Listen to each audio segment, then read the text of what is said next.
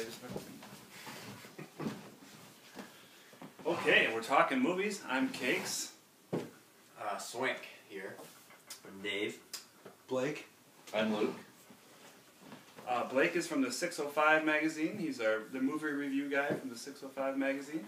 I'm actually one of them. One of them. I'm not the main one, but okay. I'm one of them, yes. He's been nice enough to join us today for talking movies. You've heard everybody else here before. You probably have never seen us all on camera, so this is the first time. Sorry. Hair and makeup was a little late, so we don't all look the greatest, but we're talking movies. Let's go around the room. Last movie you saw. Luke, start with you. I watched a weird cult movie called The Dark Backwards with Judd Nelson and Bill Paxton and Laura Flynn Boyle. It's about a really weird comedian that lives in this just trash infested world.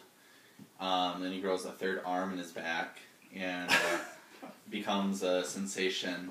But it's just the weirdest movie I've seen. It's a lot like a David Lynch movie with John Waters.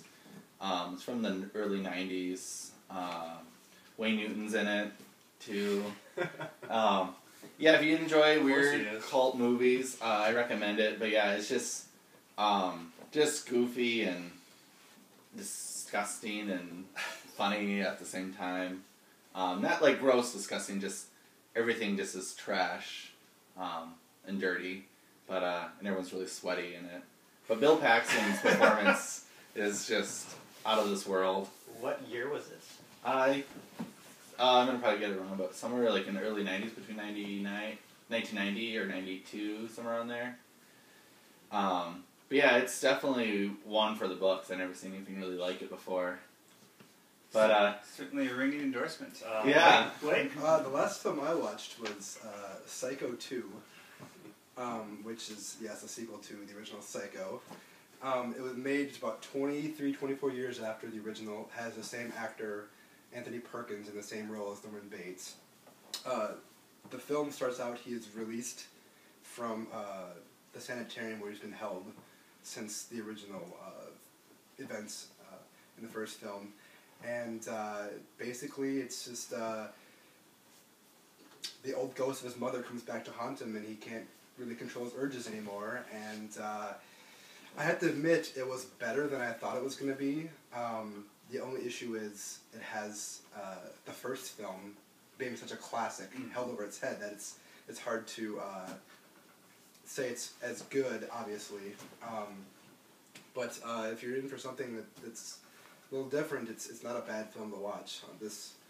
Especially for Halloween coming up. Sure. And now, correct me if I'm wrong, there's a Psycho 2, and then there's a remake of the original Psycho, right? Shot for shot. There is actually there's actually 4 original okay. Psycho movies, and then the Gus Van Sant remake. Oh. And I actually did some reading today. It was actually a failed TV pilot they did, where Norman Bates dies in between the 3rd and the 4th movie. So the 4th movie actually has him back. So they completely disregard the TV show. Zombie Norman Bates? Zombie Norman Bates, yes. Dave, last movie you saw? Well, I've been watching some Halloween movies too, but last one that I saw that I really liked that I can talk about was one called The Yellow Sea, which was a Korean action flick. It was about a character that lived in this Chinese Korean prefecture in South Korea, and it kind of addressed some of the kind of racial issues in Korea. But he ends up getting caught up in some illegal activities because that's a lot what happens there. So then the action just picks up from there with all these gangsters and mob bosses trying to get at everything. But there's some great action in it. A lot of car crashes, some hatchet killings, which was really cool. That is a great scene. Yeah, I was blown away though. It's actually available on Netflix, and I didn't know until recently. So I checked it out and loved it. So definitely recommend it. Would it be under the horror movies? It's more of a thriller, I would say. Okay. Yeah, kinda. It's like a gory. But it's action. very, very violent. Yeah. Cool. Cool. Swank, last movie you saw? I watched the CSI tie-in movie called Session 9 last night. It's got CSI Vegas. He meets CSI Miami. That's not exactly all that it's about, but it's about this crew of asbestos. Am I saying that right? Yes, asbestos. A cleaning crew who goes into this old insane asylum, and then some creepy stuff ensues. Luke, you warned me about how it kind of takes you out of it because it's so low budget, and that was kind of awkward. I don't even know when that movie was made. Maybe I think like early 2000s. Yeah, I think it was 2001. Yeah. It kind of creeped me out. I don't know. I had no idea what it was about, except for the fact that those guys go in and Start recording, and then those recordings were pretty creepy. Then that Yeah. Last movie I saw was Best Exotic Marital Hotel. On the surface, kind of looks a little bit like a chick flick, but it actually was a little bit deeper than I thought it was going to be. It kind of follows the relationships of a couple different elderly couples and some singles in that same age range, and they go to this hotel, to kind of a ramshack of a hotel, to kind of find themselves because they can't really afford to go anywhere else, and it's just an interesting little story. I thought it was pretty good. It was a little bit different than I expected it to be, but I certainly enjoyed it. I also had the pleasure of taking my children to a movie on Sunday. Unfortunately, it was called Hotel Transylvania. Kind of disappointed. I don't think I've ever fallen asleep in a movie before, and I fell asleep like twice. So parents, if you want to take a nap and pay for it on a Sunday afternoon, there you go. I felt okay that at least I brought my kids to the theater and they got something out of it, but neither one of them really said anything about the movie, so maybe, they said they liked it, but you never know at that age level. But, a little disappointed, Say what you want about Adam Sandler, but he's got a goofy voice for an animated kids film, and just a little disappointed. It seemed like it was an hour longer than it actually was, and just didn't really seem to go anywhere, so. But anyway, moving on. Since it is around Halloween, I thought we could talk about scary movies. What makes a good scary movie? Now, you guys all here seem to be a lot more into scary movies than myself. I think, for me personally, I kind of like the more the psychological stuff. I think my favorite scary movie, if you're going to call it that, is In the Mouth of Madness. A little bit of an older John Carpenter film. I just watched that, actually. But that's kind of a mind messer with her, for lack of a better term. I guess recently too, I think one of my favorite recent movies is the very first Paranormal Activity. I haven't seen any of the other ones, but I did really enjoy the first one. Yeah. So go around the table again, I guess. We'll go this way. Swank, what makes a good scary movie for you? And maybe just talk a little bit about some of your favorite movies. I think Scary movies? when they allow me to use my imagination rather than throwing everything at me. And I really don't need a lot of blood and guts and gore and all that stuff either. Paranormal Activity, yeah, that first one. That one screwed me up. Yeah. I had nightmares about that movie. I don't know, the whole... The Picture in the Attic, that's what did it for me. Yeah, if you haven't seen that movie, I'm sorry, but you know what I'm talking about. The Picture in the sequels Attic. aren't bad. Yeah. I mean, I'll probably see Paranormal Activity 4 and 5 and 6 and 7. But, They're the new songs. Look out, Saw. Yeah. Yeah. Other than that, They should combine them, is what they should do. Yeah. I will always be an advocate of that movie Signs. Just the way that he makes you use your imagination and doesn't really show you anything. When they're down in that basement, that's a pretty great scene. Like when the Arm? the flashlight drops, like Yeah. that right there. For me, is just like that's the epitome of what makes a movie scary for me. Just like being able to listen to what's going on. So that would fall under scary, not necessarily horror. Yeah. I guess we could all make a statement that there's definitely a difference between a scary movie and a horror flick. Yeah. Dave? I think a lot what's happening with horror movies now is like they're definitely getting more self-referential, and they just kind of they put fresh perspectives on things that have been done, like that movie Cabin in the Woods. Just kind of reminded me of Cabin Fever the whole time, but then they just kind of blew it like way out of proportion. And so, I mean, they can be funny too, which is something that I actually kind of like in horror movies, is kind of a dark comedy. Which Cabin in the Woods was totally. Oh yeah, definitely. And it's kind of it's a delicate balance though too, where you make somebody laugh and where you try and make things intense.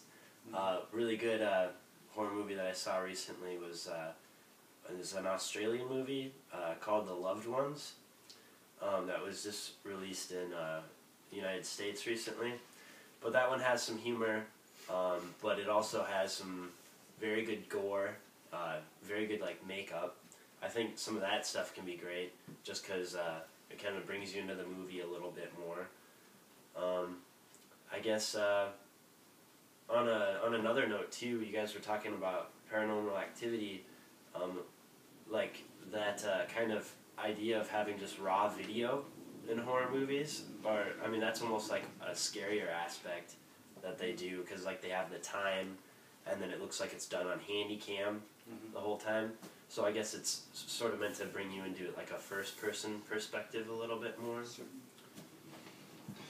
Like you said too, when you laugh in a horror movie, you're almost vulnerable to the next scary scene. Oh. You know, when you laugh, you kind of settle down, and then boom, they hit you with something else. So yeah, I definitely can appreciate a good laugh in a movie like that. Go ahead, Blake.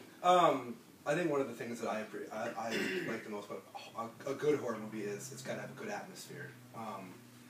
I have to be unsettled while watching a horror movie. I recently saw Sinister a few weeks ago. I made a sneak preview here in town, and I mean the entire time I was like, I wasn't scared, but the fact that like anything could happen at any moment, you just didn't know what. That's what I really like about horror movies. Another one is, I don't know if you've seen David Lynch's Inland Empire, but it's a 3-hour nightmare that you feel like you cannot get out of. Did you watch that yet? I have not. That's unsettling. It's a very unsettling movie. It has to be watched at night with the lights out, windows closed. It'll blow your mind. And the 3-hour runtime, don't let it scare you. No, not at all. It flies by, because the whole time you're just like... Yeah.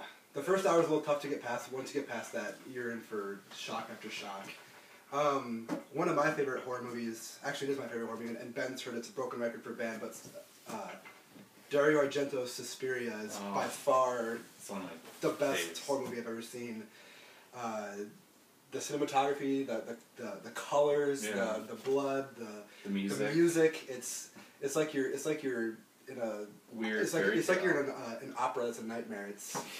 It's a stunning movie that's often overlooked. The music's so loud in it too. I love it. Yeah, the first time I saw it was in the Dundee theater in Omaha, and it was just intense because it was just this weird music and then the colors and it's a fantastic movie. It's great. That's one of my top faves.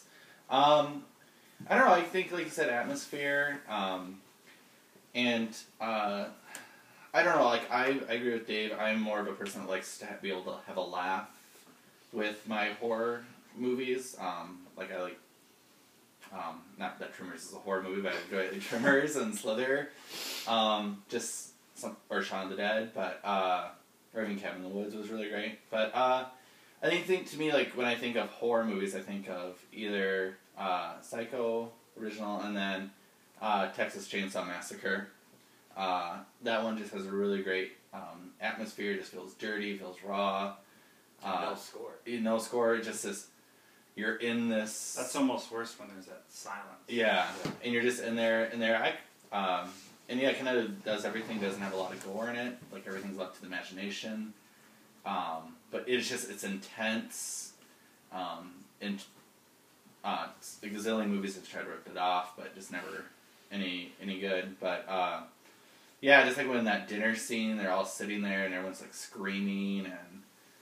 I don't know. It's a really just an intense movie and. Yeah, I know what you're talking about, the dinner scene. It's a great and it just feels like real. Maybe just because we live in a rural area, you're driving by and you see like an old abandoned farm, and you actually see people live there still, and kind of think, well, maybe I should mosey down the road a little bit longer. But yeah, I think to me, what makes a movie scary is some form of realism to a certain degree, even though Suspiria is non-realism, but Yeah. but that's cinematic art there. That's my opinion on that. Okay, well, this has been Talking Movies. I hope we didn't scare you too much with the video. But we are a division. We're a division of Metal Fraker Productions. That's METALFRAKER. You can find us on Facebook. Thank you.